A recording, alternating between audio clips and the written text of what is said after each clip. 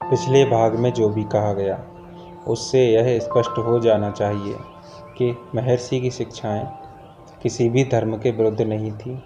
अगर धर्मशास्त्री और दार्शनिक इस विषय में बहस करना चाहते थे कि क्या मनुष्य की आत्मा स्थायी और अनिवार्य रूप से दिव्यता से अलग थी, तो वे इस तरह के वार्तालाप में रुचि न लेते और उन्हें आध्यात्मिक रुझान की ओर मोड़ने का प्रयत्न करते।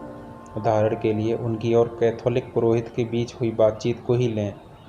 जब वे ज्ञान पा लेंगे तो सब जान जाएंगे, और इस बोध के अभाव में सैद्धांतिक जानकारी उनके किसी काम नहीं आने वाली। महर्षि विशेष तौर पर हिंदू नहीं थे और न ही हिंदू अनुष्ठानों से जुड़े थे। हिंदू धर्म उसे मान्यता देता है जो निरंतर सजग पहचान के साथ आत्मा में स्थिर रहता है। वह सभी धर्मों से परे है। वह उस पर्वत शिखर के समान है जिसकी ओर सभी पथ निकलते हैं। महर्षि के अनेक अनुयायी ऐसे थे जो हिंदू नहीं थे। उनमें से किसी को भी कभी धर्म परिवर्तन के लिए नहीं कहा गया। एक धर्म में दो प्रकार की गतिविधियां शामिल होती हैं, जिन्हें आप क्षैतिज और लंबवत कह सकते हैं। क्षैतिज रूप में ये अपने विश्वास और नैतिकता के बल पर व्यक्ति व समाज के जीवन को समरसता प्रदान करते हुए संतुलित करती हैं।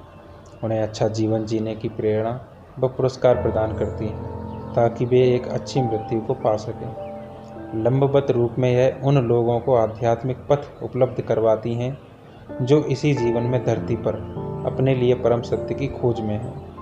क्षैतिज रूप से धर्म आपस में विशिष्ट हैं, परंतु सही मायनों में विरोधाभासी नहीं है।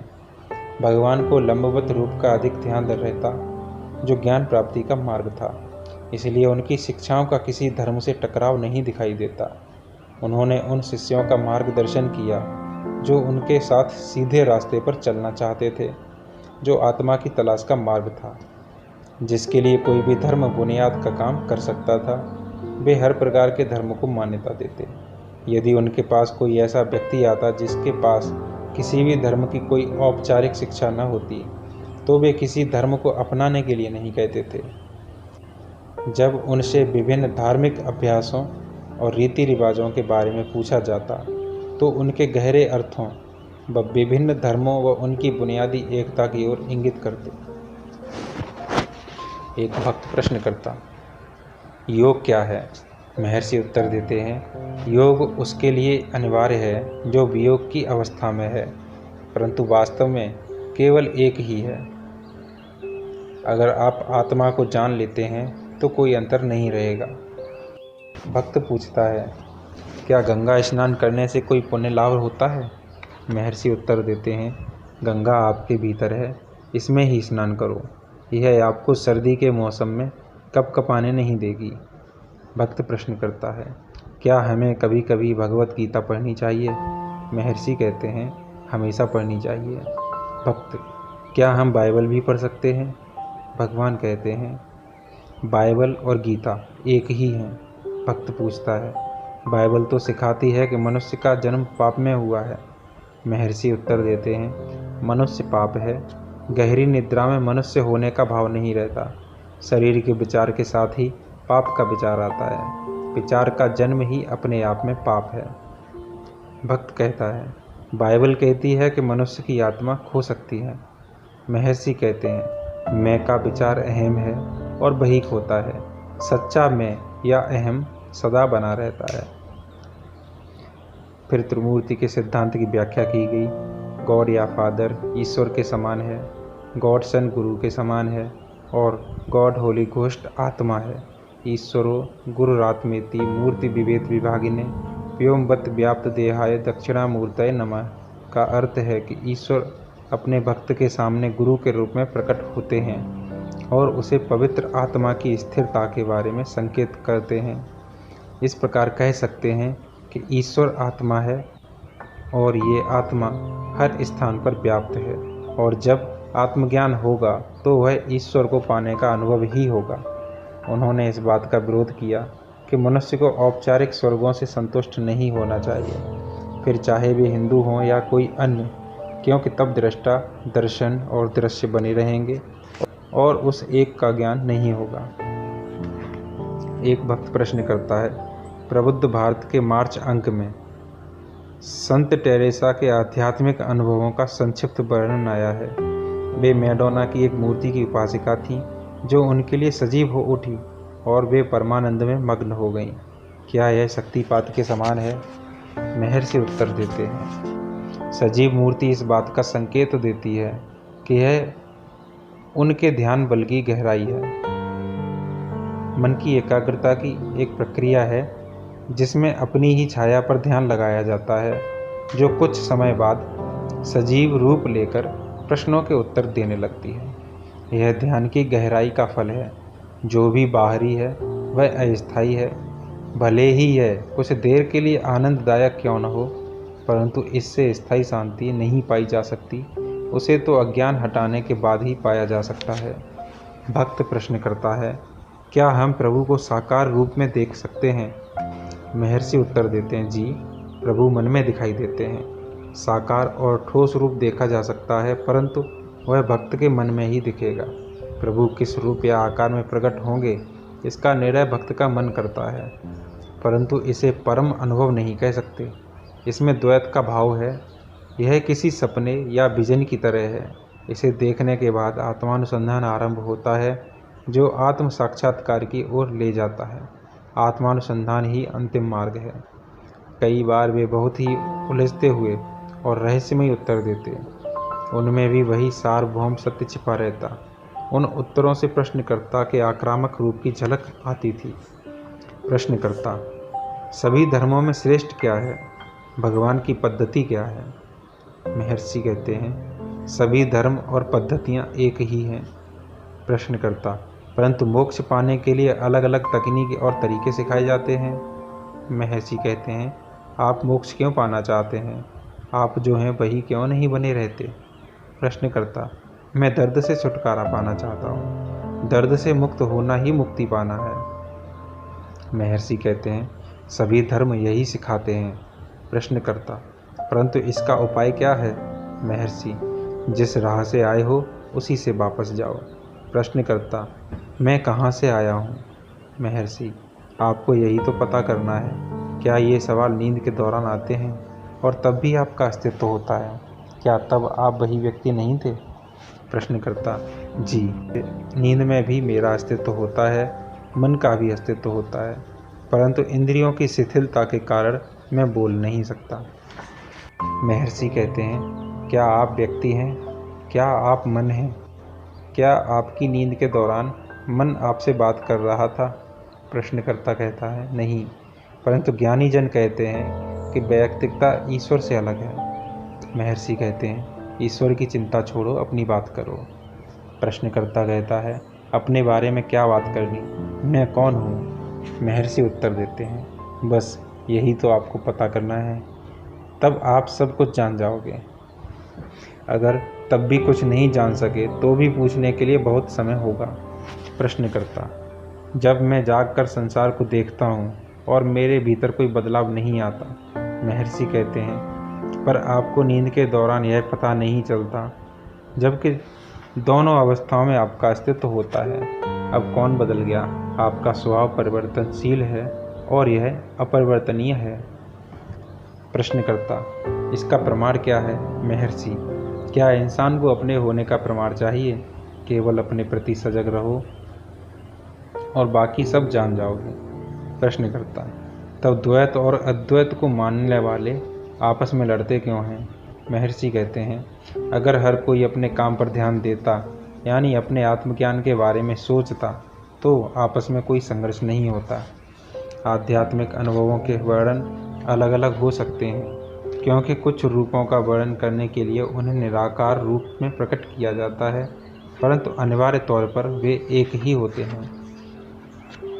एक भक्त प्रश्न करता है, क्या उस परमात्मा का अनुभव सबके लिए एक सा होता है या उसमें कोई अंतर हो सकता है? महर्षि उत्तर देते हैं, उच्चतम अवस्था एक सी होती है और उसका अनुभव भी एक सा होता है। भक्त कहता है, परंतु मैंने उस सत्य से जुड़ी व्याख्याओं में थोड़ा अंतर पाया है। महर्षि कहते हैं, व्याख्या मन से होती है, मन विभिन्न है, इसीलिए वे भी विभिन्न हो सकती हैं। भक्त कहता है, मेरे कहने का अर्थ है कि संत उन्हें अलग अलग तरह से समझाते हैं। महर्षि उत्तर देते हैं, आप उनके पास जो साधक आते हैं वे उनकी मानसिक अवस्था के अनुसार ही वर्णन करते हैं, इसी वजह से यह अंतर दिखाई देता है। भक्त कहता है, एक व्यक्ति ईसाई धर्म, दूसरा इस्लाम और तीसरा बौद्ध धर्म की बात करता है, क्या यह सब उनके पालन पोषण का प्रभाव है?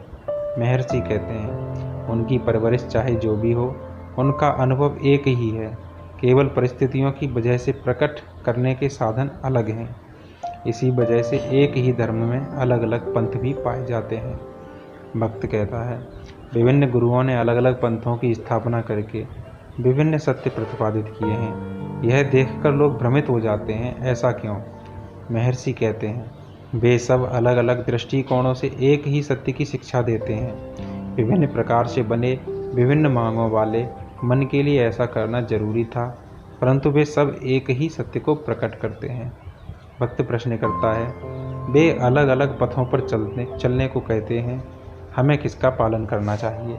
महर्षि कहते हैं, आप पथ की बात ऐसे कर रहे हैं जैसे आप कहीं और हैं, आत्मा कहीं और है और आपको उस पथ पर जाकर उसे प्राप्त करना है, जबकि आत्मा अभी और यहीं है और आपके सम्मुख उपस्थित है। मानो रमणाश्रम में खड़े होकर ही आप लोगों से रमणाश्रम में जाने का मार्ग पूछ रहे हैं, फिर आप शिकायत करते हैं कि सभी अलग अलग रास्ते बता रहे हैं और आपको समझ नहीं आ रहा कि किस रास्ते से जाना चाहिए। सभी धर्मों को अपना समर्थन देते हुए भी महर्षि साधकों से यह कहना नहीं भूलते थे कि उन्हें इनसे भी परे जाकर उस एक आत्मा को पाना है। इस सर्च इन सीक्रेट इंडिया के लेखक पॉल ब्रंटन ने उनसे स्वर्ग और नर्क के बहुत सारे सिद्धांतों के बारे में सवाल किए। भक्त प्रश्न करता है, धर्मों में स्वर्ग, नर्क व देवों आदि की बात क्यों की गई है? महर्षि उत्तर देते हैं, यह सब इसलिए हैं ताकि लोगों को यह एहसास हो सके कि ये संसार के लिए हैं और केवल आत्मा ही सत्य है। धर्म साधक के दृष्टिकोणों के अनुसार है। उदाहरण के तौर पर भगवत गीता को ही लें। जब अर्जुन ने कहा कि वह केवल राज्य को पाने के लिए अपने इष्ट मित्रों व संबंधियों का वध नहीं करेगा, तो श्री कृष्ण बोले, ये मैं और तुम ना तो पहले थे, ना हैं और ना आगे होंगे, ना तो कोई जन्मा और ना ही कोई मरा और ना ही आगे कुछ ऐसा होगा। इस विषय पर कुछ समय तक बात करने के बाद श्री कृष्ण ने कहा कि उन्होंने सूर्य को भी यही निर्देश दिया था और उसके माध्यम से यह निर्देश इक्ष्वाकु को मिला आदि। तब अर्जुन ने अपना संदेह प्रकट किया, ऐसा कैसे हो सकता है? वे तो बहुत वर्ष पहले जीवित थे। तब श्री कृष्ण ने अर्जुन का दृष्टिकोण समझते हुए कहा, हाँ, तब से मेरे और तुम्हारे न जाने कितने जन्म हो चुके हैं, परंतु मैं उन्हें जानता हूँ, तुम नहीं जानते। ये कथन भले ही विरोधाभासी दिखें, परंतु दोनों ही प्रश्नकर्ता के दृष्टिकोण से सत्य हैं। ईसा ने भी कहा है कि वे अब्राहम से पहले भी थे। भक्त प्रश्न करता है, धर्म में ऐसे विवरणों का क्या उद्देश्य है? महर्षि कहते हैं, ताकि आत्मा के सत्य की प्रतिष्ठा हो सके। भक्त प्रश्न करता है, भगवान सदा उच्चतम दृष्टिकोण से ही अपनी बात रखते हैं। महर्षि मुस्कुराते हुए बोले, लोग सादे सत्य को नहीं समझेंगे। यह उनके रोजमर्रा के जीवन का सर्वव्यापी और शाश्वत अनुभव है। यही आत्मा का अनुभव है। क्या कोई ऐसा है जो आत्मा के प्रति सजग ना हो? फिर भी वे इसके बारे में सुनना तक नहीं चाहते, जबकि उन्हें यह जानने की बहुत उत्सुकता रही है कि इससे परे क्या है, जैसे स्वर्ग और नरक और पुनर्जन्म आदि। क्योंकि उन्हें सादे सत्य की बजाय रहस्य से प्रेम है। धर्म उन्हें बहलाता है और अंततः केवल आत्मा की ओर ले आता है। आप भले ही जो भी सोचें, परंतु अंत में आपको भी आत्मा की ओर ही जाना होगा, तो क्यों न अभी और यहीं आत्मा में स्थित हों। एक स्थान पर बताया जा चुका है कि प्रश्नकर्ता को भगवान ने निरंतर बाइबल और गीता का पाठ करने को कहा। एक स्थान पर उन्होंने साधक से कहा कि उन्हें अपने ग्रंथों से भी आगे निकलना होगा। सभी ग्रंथ केवल इसलिए बने ताकि मनुष्य को अपने मूल स्रोत तक जाने के लिए राह मिल सके।